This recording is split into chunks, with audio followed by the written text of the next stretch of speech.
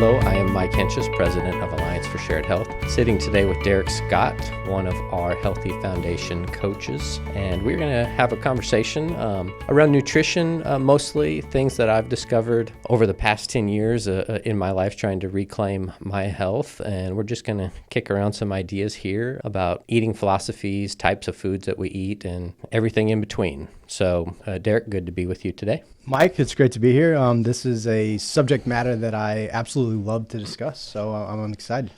I have tried to see how far I could go on my quest for health without exercise, and then I always would realize nutrition can get me so far, but especially when it comes to weight loss, I will hit a plateau if I'm not incorporating exercise in my life. So could you just speak to how the two fit together as one? Yeah, so you always have to recognize that calories and nutrients do different things inside of an active body and inside of maybe a passive body or somebody who's being very lethargic.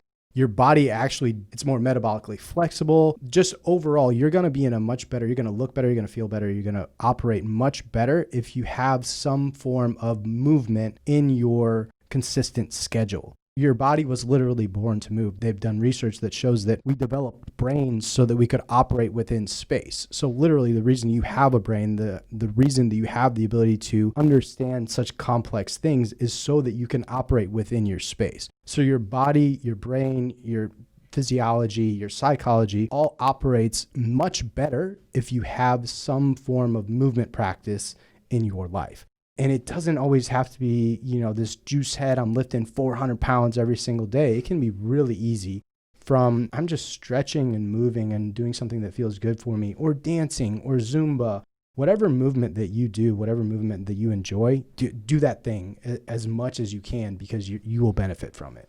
Excellent. Well, Derik, I want to thank you for your time again today that we've had a chance to discuss these topics with our audience here.